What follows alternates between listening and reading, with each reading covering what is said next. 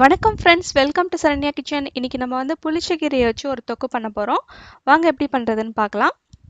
இப்போ நம்ம தொக்கு செய்கிறதுக்கு வந்து சின்ன வெங்காயம் ஒரு 20லேருந்து 30 வந்து தோல் உரித்து அதை வந்து நறுக்கி வச்சுக்கோங்க. அதே மாதிரி பச்சை மிளகா வந்து உங்கள் காரத்துக்கு ஏற்ற மாதிரி எடுத்துக்கோங்க. நான் வந்து 3 எடுத்திருக்கேன். இந்த பச்சை மிளகா சிறுசாக இருந்தாலும் அதோட காரம் வந்து ரொம்ப அதிகமாக இருக்கும், அதனால் நான் 3 எடுத்திருக்கேன். நீங்கள் வந்து சின்ன வெங்காயம் சேர்க்கும் போது குறைஞ்சது 20 இல்லைன்னா 30 சேர்த்தா தான் அதோட டேஸ்ட் நல்லாயிருக்கும். நீங்கள் இதை விட கம்மியாக சேர்த்திங்கன்னா டேஸ்ட் நல்லா இருக்காது. கண்டிப்பாக இந்த அளவாவது நீங்கள் சேர்த்துக்கணும். இப்போ வந்து நம்ம வெறும் வானிலையில் எண்ணெயெல்லாம் ஆட் பண்ணாமல் நம்ம வந்து வெங்காயம், பச்சை மிளகா, அப்புறம் வாஷ் பண்ணி வச்சிருக்கிற புளிச்சக்கீரையை நம்ம ஆட் பண்ணிக்கலாம். புளிச்சக்கீரையில் வந்து அயன் கண்டென்ட் ஜாஸ்தியாக இருக்குது. இப்போ நம்ம இதை வேக வைக்கும் போதே நம்ம தேவையான அளவுக்கு உப்பு போட்டு நம்ம வேக வச்சிடலாம். இதுக்கு வந்து ஒரு 1/4 கிளாஸ் அளவுக்கு தண்ணி ஆட் பண்ணி சும்மா தெளித்து விட்டு நம்ம வந்து இதை தட்டு போட்டு மூடி நம்ம வேக வைக்க போகிறோம். அதே மாதிரி இது வெயிட் கம்மியாக இருக்கிற குழந்தைங்களுக்கு நம்ம கொடுத்தோன்னா அவங்களுக்கு வெயிட் போடுறதுக்கு கூட ரொம்ப ஹெல்ப்ஃபுல்லாக இருக்கும். இது ஸ்கின் ப்ராப்ளம் இருக்கிறவங்களுக்கு வந்து இது சாப்பிட்டாங்கன்னா அவங்களுக்கு ஸ்கின் ப்ராப்ளம் வந்து கொஞ்சம் சீக்கிரமாகவே சரியாகும். இப்போ 5 நிமிஷம் கழித்து இதை ஓப்பன் பண்ணி பார்த்தா கீரையெல்லாம் நல்லா வெந்துருச்சு. இதை நம்ம மிக்சியில் போட்டு அரைச்சிடலாம்.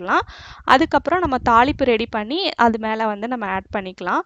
இதுக்கு வந்து கடுகு, உளுத்தம்பருப்பு, கொஞ்சமாக பெருங்காயத்தூள் ஆட் பண்ணி தாளித்து நம்ம கீரையோடு நம்ம ஆட் பண்ணிக்கணும். இதில் மிக்சியில் அரைக்கும் போதே நம்ம உப்பு சேர்த்துடலாம்.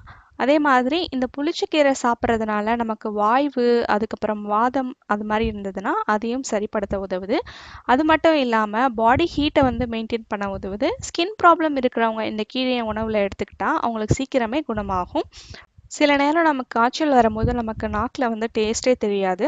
அப்போ வந்து இந்த கீரையை நம்ம சமைச்சு சாப்பிட்டோன்னா நமக்கு வந்து டேஸ்ட் தெரிய ஆரம்பிக்கும். அதாவது இது வந்து ஃபீவர் எல்லாம் சரியான பிறகு நம்ம எடுத்துக்கலாம். அதே மாதிரி இந்த கீரையில் வந்து பித்தம் வந்து அதிகமாக இருக்கிறதுனால நம்ம பித்தம் அதிகமாக இருக்கிறவங்க வந்து இதை தவிர்ப்பது நல்லது.